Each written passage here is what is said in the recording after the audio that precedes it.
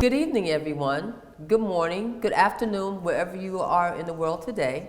My name is Maryambey, and I'm the host of television, and you know I always say I bring on the best guests. And today, it's another best guest, Mr. Mark Bowers. And I'm so happy to have him here because, as I said in the last show, this program, television, was started for brothers and sisters who've been incarcerated and who came home and are now a testimony of success. They are now helping their communities as opposed to destroying their communities. And Mr. Bowers is one of those brothers who is doing that, and I'm so proud of him, and I want him to tell you how we met. Well, we met about a year ago now, and through the Reentry Center. And you helped me with a lot of job opportunities that I had to go out and search for, and became very successful. Yes. And I was very appreciative of that. Oh, thank you. Yes. I love doing that and seeing you sit here and being the man who you are now. Yes, thank you very much. Yes. Now, how long were you inside?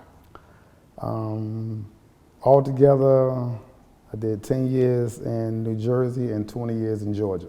Okay. So we're talking about a combination of 30 years? Yes. And how old are you?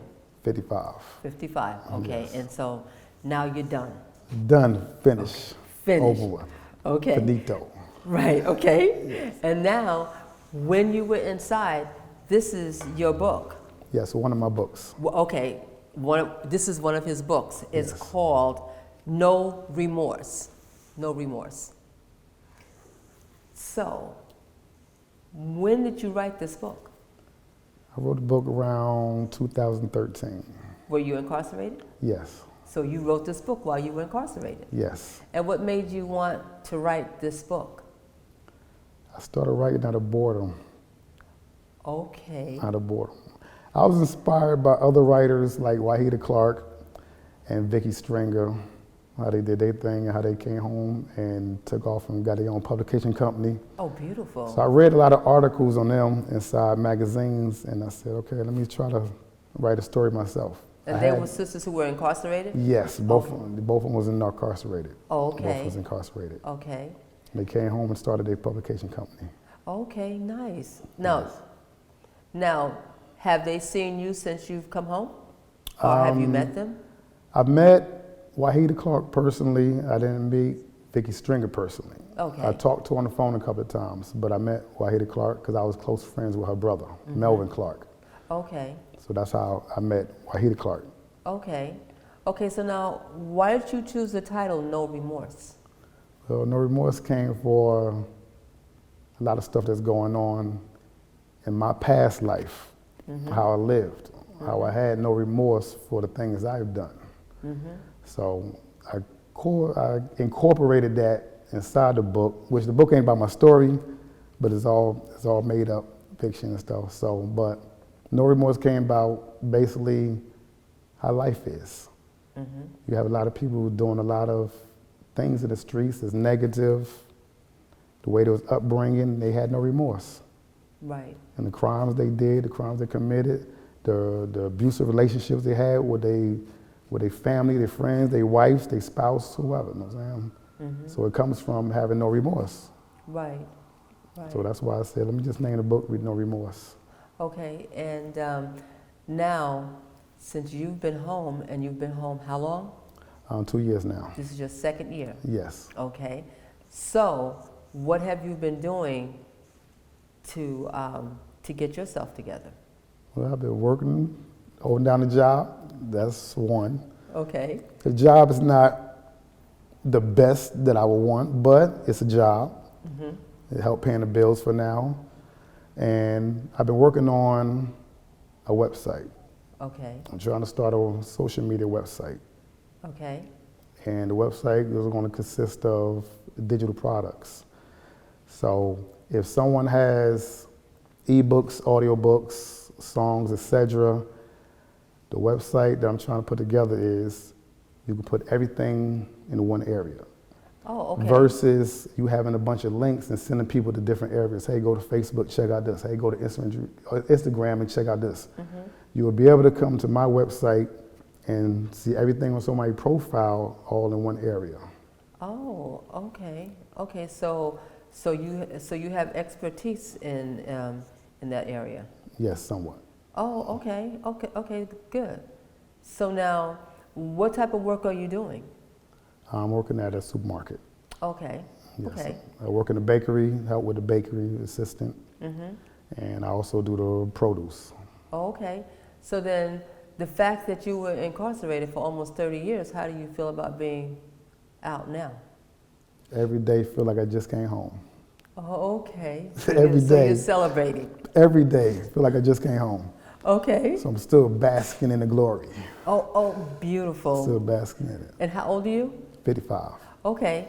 And you know what? I remember the first time we met, I loved your attitude. And I think I mentioned that to you, that I liked your attitude. Yes, you did. You know, because someone who had been incarcerated for the time that you've been incarcerated, you presented yourself to me as someone who was not angry. No, not at all. You know, you didn't have any negativity, you know, about you. I didn't feel any of that, you know, from you when you told me, you know, how long you had, you know, been incarcerated and everything. So I really liked your attitude. Appreciate it. Yes. Well, I couldn't blame nobody but myself. You know what I'm saying? You only can blame yourself. Because when I went to Georgia, Georgia was already there. Georgia didn't ask me to come down there. Georgia didn't say, hey, commit this crime. I did it on my own. So when I got locked up, I didn't like their rules. I didn't like the way they ran the prison. But I put myself there. Yes. So I was the only one to blame. I couldn't blame them. I had to blame myself. But and I love that you're saying that, because so many people, they blame them, they blame other people for their situation, as opposed to saying, look, I put myself here. Because when I worked inside, one of the things I would say to the brothers when I would do lectures, the first thing I would say to them, if it was my first lecture, I would say to them, you worked to get where you are today. Exactly. Just like I worked to get where I am standing today in front of you. Yes. So we all put the work in. So where your butts are sitting is where it's supposed to be. So we reap what we sow. Yes. So you have to take responsibility for what you've done and stop blaming people. Because I said to them, as long as you're blaming people, you're not going to grow. Exactly. You're going to continue to, and what that is doing, I would tell them that you're blaming someone so that you won't take the responsibility for what you've done. Yes. You know, and so you took the responsibility and you wrote a book. Yes. And you said books. So you have another book? 5 altogether. 5 books? Yes, I wrote 5 books while I was in prison.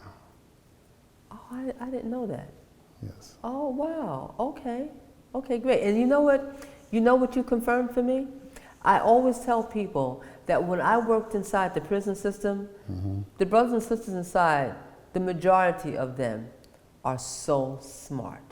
Yes. Like there are geniuses behind these walls who happen to do something stupid, and as a result, it cost them to be where they were sitting.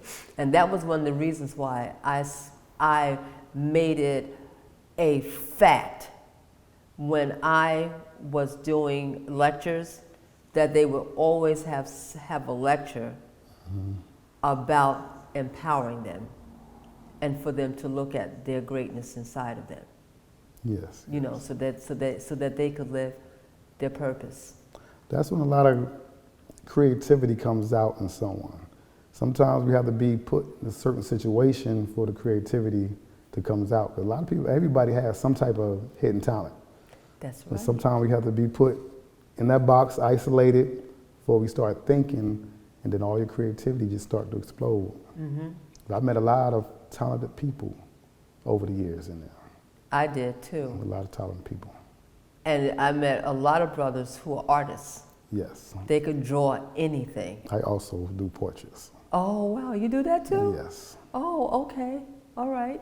So yeah, I mean, it's just so much talent, you know, inside. And the system is not using that talent on the inside to help them to be better. Yes. You know, because my opinion is that reentry doesn't start when you come home. It starts while you're inside. Yes. Because they're supposed to prepare you for reentering, you know, back into society. But they don't, because I think it's because, you know, prisons is all about making money. Yes. So, yes. You come home, I have brothers that say to me, well, Miss Bay, if I don't get a job, I'm gonna have to go back and do what I know. I said, okay, so this is what I know. You made that decision to go and do that. You can't blame no one else if you find yourself back there. Exactly. So I said, I think that you need to think about what you said, you know, because it's not worth it. Unless you love prison life so much, then okay, you loved it so much, then go ahead. Exactly. But if you didn't, then you have to look at yourself and make a decision. Yes, I believe there's more of a cop-out, or more of an easy way out.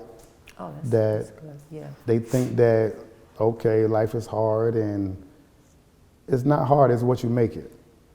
Because some people pride get in the way, and they don't want to work at Burger King, they don't want to go to McDonald's. Right. They pick and choose certain jobs that say, oh, I'm not working there, I'm not working here. But when it all comes down to it, it's about getting a paycheck. Right. And right now, even though I'm at ShopRite, I don't like it. I tell the truth, I don't like it, I hate it, but it's a job. Right. It's honest money every week. Yes. Do it pay all the bills? No. But is I'm going back out there to do the same crime again? No, absolutely not. I like my freedom. Right, right. And I respect my freedom now than I did when I was younger. Exactly, right, Yeah. right. And here's the other thing too, even though you don't like your job, the fact that you're still working, Yes. when you leave the job and they look on your resume to see what you've been doing, that is going to help you.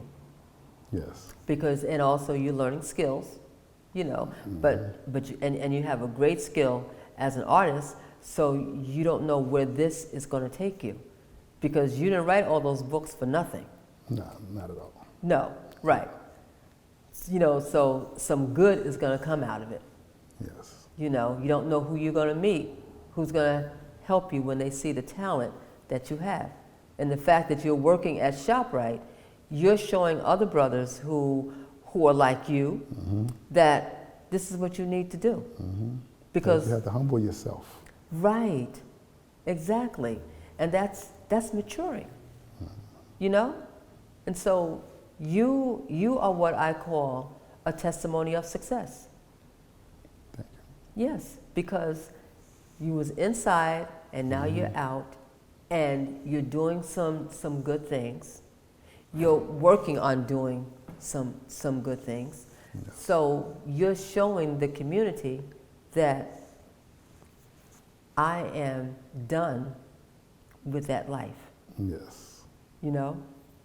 And then the blessing is that you have a job. And the more you're grateful for it, you're going to find another one. Yes. In all due time.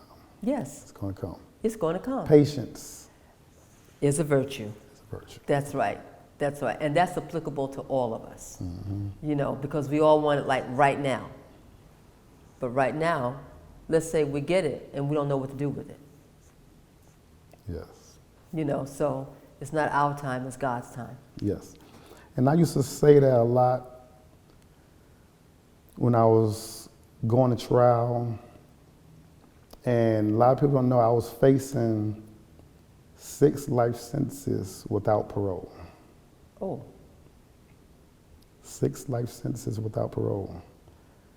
And I remember being in that cell doing trial and just pacing the floor back and forth, on my knees praying, pacing the floor, on my knees praying. And throughout that whole ordeal, I said, something got to change. I can't keep doing this.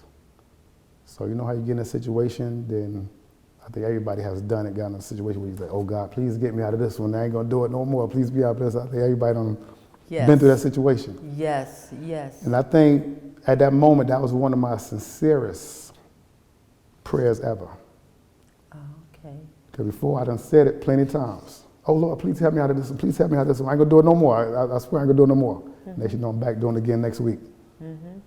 But when I was in that cell and reality set in, and when people was talking about giving me 6 life sentences without parole, that's when the reality hit me. Wow. That's when I said I can't do it. So through the grace of God, it changed around. I wound up getting 20 years down there. I took it on the shoulder, and here I am today. God got me through it.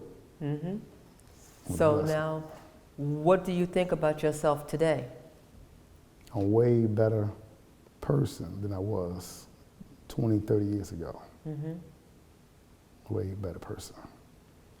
And what makes you a better person? Being humble, submitting to people's rules. Because had a very, very hard time submitting to people's rules when I was younger. I had a very hard way of dealing with people when they said, hey, do this, do that. I ain't want to listen to nobody. I swore I knew everything. I swore I had all the answers. And that's what's wrong with a lot of society today. A lot of the youth, they think they got all the answers. You can't tell them nothing. They think they're grown up. They still have a young mentality. And it's because of all the stuff that they see in social media. Yes. And that was me when I was younger. Thought I had all the answers. Okay. And I look at somebody tell me something, and they be like, hey, young blood, don't do that right there. It might shake you this way, it might take you that way. And the first thing I'm saying, like, man, what he can tell me? He doing the same thing. How you gonna tell me something? And he doing it. But that wasn't a way to think back then. So my mindset had to change, and it changed over time. So it was a saying I had, well, don't look at the messenger, look at the message. So I had to keep feeding myself that, and that's what I did over the years. So even somebody doing something negative, they had something positive to give me, I don't look at the messenger, I look at the message. So that's what helped me grow and stay humble. Okay. And so now, what would be some of the suggestions that you would give to someone who have lived your life and they want to change it? Well, first, they have to come to grips with whoever their higher power is. Whoever their higher power is, that's what they have to come to grips with first. Whether it's Jehovah's Witness, whether it's Allah, whether it's a Catholic, whatever their beliefs are, that's first they have to get right with God. Then once they get right with God, then they decide to sincerely want to change their ways, and they pray on it sincerely, then things will fall in place. It's not an instant gratification, but it's a slow process. Because. But if they got any other issues as far as drugs, which is common these days with a lot of young kids now. And that's a big step they're gonna have to deal with in getting help, seeking help, and association. They're around other kids that's bad association, they gotta remove themselves. Because peer pressure is serious also.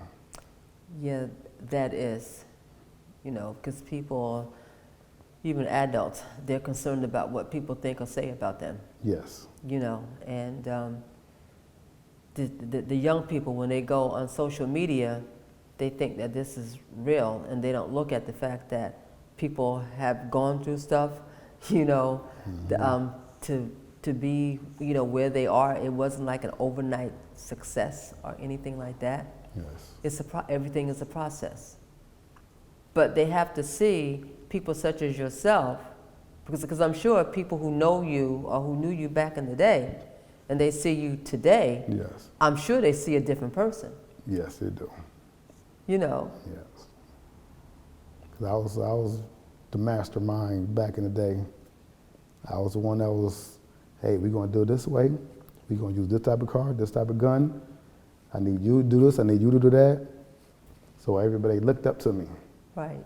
In a lot of situations. So, and now they see me now working today, because I didn't work back in the day. Right. I couldn't hold a job. I didn't want a job. I wanted the money right then and there. Right. So I'm a totally different person today than I was back then. Yes. Well, do you think that everything that you went through back in the day made you the person who you are today? It played a factor. It played a major factor. Mm-hmm. Because I had to hit rock bottom. Mm-hmm. And what I call rock bottom is when I was facing a 6 life sentences without parole. Right. That was rock bottom, because right now, I couldn't be holding this interview right now. Right. I could have still been in Georgia prison for the rest of my life. Wow. But through the grace of God, he let me out. And now I say I'm gonna stay humble and keep moving forward. Mm-hmm. Mm-hmm. And where do you see yourself in 5 years? Hopefully, with a website, entrepreneur. Okay. Website blooming, doing good, making good money. Mm-hmm. That's what I'm praying on. Okay. Anything can happen. They can go another whole way, another route. I could get in real estate, anything happen. Right. But whatever it is, it's going to be positive. Right. Okay. It's going to be positive. Okay. Right. So it's going to be positive now because of everything that you went through in the past. Yes. So are you embarrassed by your past? Not at all. Not at all. Why not? I'm not embarrassed because sometimes we have to go through situations in life to make us better. Now, that opportunity that I went through, I could be able to share it with a younger generation. Mm-hmm. I could be able to talk to younger kids and let them know what I've been through. Because it's harder for a person that not been through something to try to tell somebody, hey, such and such, such, don't do this, don't do that, and they never been through it. Right. It's like telling somebody about drinking and being an alcoholic, but they never drunk. Exactly. So sometimes you have to go through things, or God would allow you to go through it, just so you can be a testimony to somebody else. Yes. Yes. And that's what you are. You are a testimony of success. You know. So how do you think we could get our young people to realize that some of the things that they, because really in a lot of cases they've been programmed to do the things that they're doing because they're on social media so much, you know, and if we don't get them to understand that that's not real, you know, they will keep on thinking that this is how I'm supposed to be. I think with that being said, I think they need more outreach programs, more Big Brother programs like they used to have years ago. Right, I remember Big Brother. And yes. I think they had more outreach programs, more people to go to the schools and relay messages to the children. Right. While they're still young, while their mind is still like a sponge where they can soak it up. Right. So now they had an opportunity to hear both sides, because a lot of them can't hear the both sides right now. They only hearing one side. They only hearing the streets. They only hearing negative stuff for their friends. But they need more people to go out to these schools and talk to these kids and educate them now, so they can see the difference. So they heard this side, now they need to hear this side. Right. Need to hear the good side. Right, right. So if they have more of the outreach programs like that, even if you can save a couple of them. Definitely. I'm saying That it still make a big difference. Yeah, yeah. So now, what are some of the suggestions that you would have for someone who is betwixt and between, you know? In other words, like straddling the fence. Yes. Well, when they straddle the fence, this only thing you can do is just encourage them and be like a big brother to them, be like a big sister to them, and try to lift them up, try to see them much as possible. It's hard because a lot of parents is working, a lot of fathers is not in the mother's life. Right. They separated, so there's no guidance in the home. A lot of times the mother can't handle the children because they don't have no father figure around.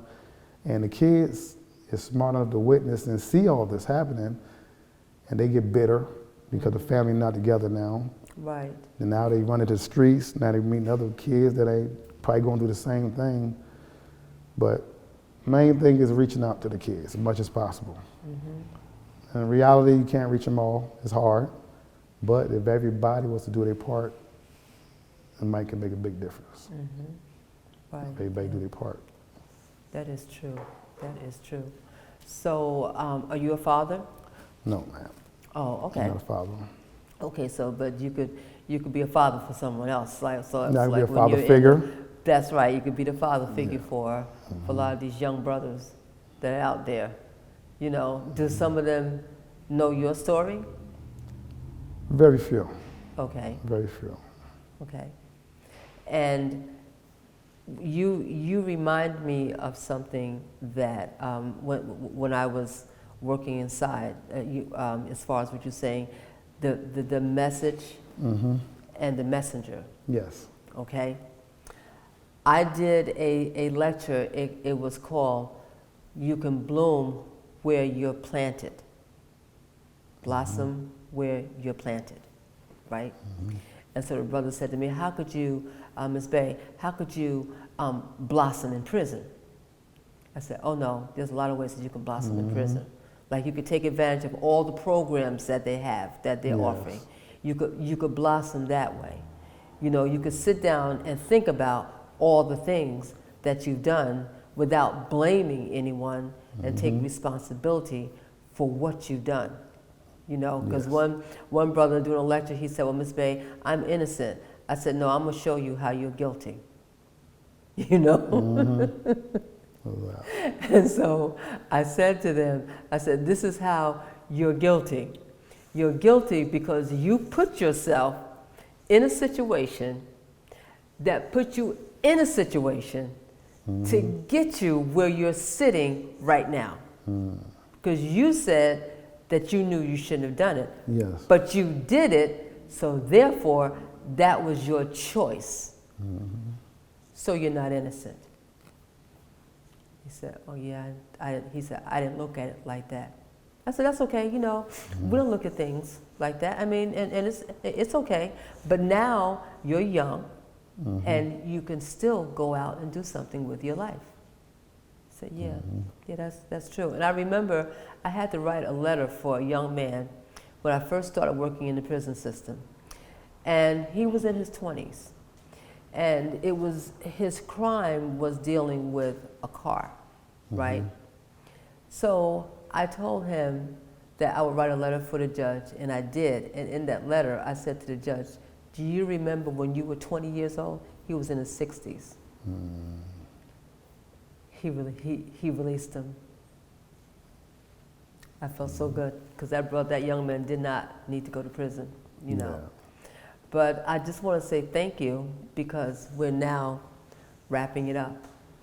And I want to say to the audience to please, when you see our show on YouTube, please like and share because it helps our show to grow and to bring on more content like Mr. Bowers has brought on to us this evening.